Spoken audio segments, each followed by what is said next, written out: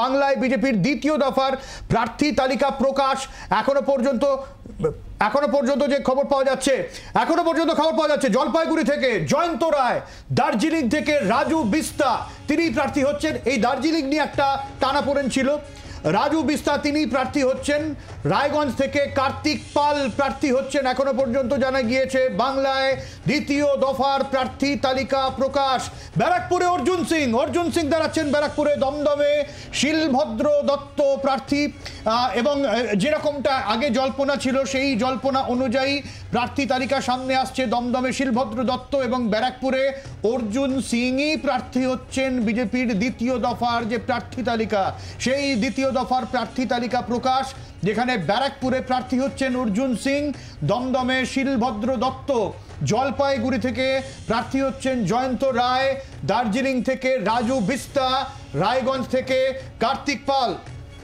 রায়গঞ্জে বিজেপি প্রার্থী কার্তিক পাল। জঙ্গিপুরে ধনঞ্জয় ঘোষ তিনি প্রার্থী হচ্ছেন বলে জানা যাচ্ছে। বাংলায় বিজেপির দ্বিতীয় দফার প্রার্থী তালিকা। ব্যারাকপুর থেকে অর্জুন সিং ভোটে লড়ছেন। দমদম থেকে শিলভদ্র দত্ত, দার্জিলিং, ব্যারাকপুর এই সমস্ত কেন্দ্র নিয়ে কিছুটা আলোচনা ছিল এবং সেক্ষেত্রে দার্জিলিং থেকে রাজু বিস্তাই তিনি প্রার্থী হচ্ছেন। ব্যারাকপুর থেকে অর্জুন সিং, দমদম থেকে শিলভদ্র দত্ত। আমরা যাব রাজীবের কাছে আবারও। রাজীব, দেখো এই মুহূর্তে যে প্রার্থী তালিকা আমরা হাতে পেয়েছি তাতে বিজেপির যে পঞ্চম তালিকা, তাতে জলপাইগুড়ি থেকে ডক্টর জয়ন্ত রায়, দার্জিলিং থেকে রাজু বিস্তা, রায়গঞ্জ থেকে কার্তিক পাল, জঙ্গিপুর থেকে ধনঞ্জয় ঘোষ, কৃষ্ণনগর থেকে রাজমাতা শ্রীমতী অমৃতা রায়, ব্যারাকপুর থেকে অর্জুন সিং, দমদম থেকে শিলভদ্র দত্ত, বারাসাত থেকে স্বপন মজুমদার, বসিরহাট থেকে রেখা পাত্র, মথুরাপুর থেকে অলোক পুরকাইত, কলকাতা দক্ষিণ থেকে দেবশ্রী চৌধুরী, খুব গুরুত্বপূর্ণ। রায়গঞ্জ থেকে কলকাতা দক্ষিণে আনা হয়েছে দেবশ্রী চৌধুরীকে। কলকাতা উত্তরে দেওয়া হয়েছে ডক্টর তাপস রায়, যিনি তৃণমূল ছেড়ে সদ্য বিজেপিতে যোগ দিয়েছেন। উলুবেড়িয়া থেকে অরুণ উদয় পাল চৌধুরী এবং শ্রীরামপুর থেকে কবির শঙ্কর বোস, তিনি আইনজীবী, এবং আরামবাগ থেকে অরূপ কান্তি দিগার। এই আসনগুলির পাশাপাশি তমলুক থেকে অভিজিৎ গঙ্গোপাধ্যায়, বিচারপতি অভিজিৎ গঙ্গোপাধ্যায়। মেদিনীপুর আসনে কিন্তু বড় বদল, দিলীপ ঘোষকে বদলে দেওয়া হলো, সেখানে রাখা হলো অগ্নিমিত্রা পালকে। বর্ধমান পূর্ব থেকে অসীম কুমার সরকার এবং বর্ধমান দুর্গাপুর, যে কথা আমরা সকাল থেকে বলে আসছিলাম, বর্ধমান দুর্গাপুর থেকে দিলীপ ঘোষ। এই তালিকা কিন্তু প্রচার। রাজীব, আমি আমার হাতেও এসে পৌঁছেছে প্রার্থী তালিকা, কিন্তু এখানে আসানসোলের নাম এখনো পর্যন্ত তুমি পেয়েছো? দেখো আসানসোলের নামটি কিন্তু বাকি রাখা হয়েছে, একদম গুরুত্বপূর্ণ। এটি ঠিক জায়গায় তোমার নজর পড়েছে সব্যসাচী।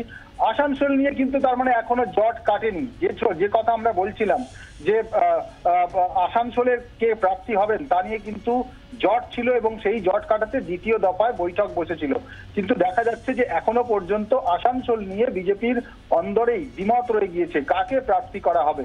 স্বাভাবিকভাবেই কিন্তু এই নিয়ে প্রশ্ন তুলছে বিরোধীরা, প্রশ্ন অনেক আগে থেকেই তুলছে। কিন্তু আসানসোলে প্রথম দফায় তালিকা ঘোষণা করা হয়েছিল, সেখানে পবন কুমার সিংকে ঘোষণা করা হয়েছিল। তিনি পরে সেখানে প্রার্থী হতে অস্বীকার করেছেন।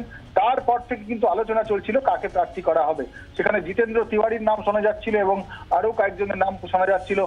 কিন্তু এখন যে যা দাঁড়ালো, যে তালিকা প্রকাশ করা হলো, তাতে কিন্তু নাম নেই। আমরা বলছিলাম যে সম্ভাব্য যে সমস্ত তালিকা নিয়ে আলোচনা করা হয়েছিল, যেমন কিন্তু দার্জিলিং আসনটিতে আমরা বলছিলাম যে হর্ষবর্ধন সিংলার নাম নিয়ে আলোচনা চলছে, কিন্তু শেষমেশ রাজু বিস্তাই প্রার্থী হয়ে গেলেন।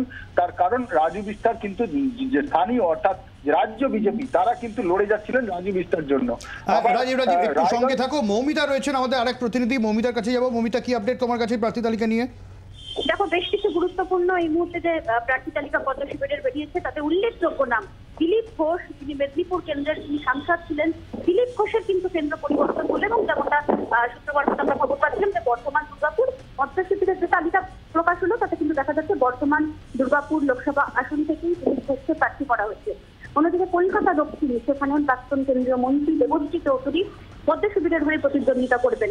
তাপস রায় তৃণমূল ছেড়ে যোগ দিয়েছেন বিজেপিতে। কলকাতা উত্তর কেন্দ্রের তিনি প্রার্থী। ব্যারাকপুর থেকে প্রার্থী হতে চলেছেন আবারও অর্জুন সিং।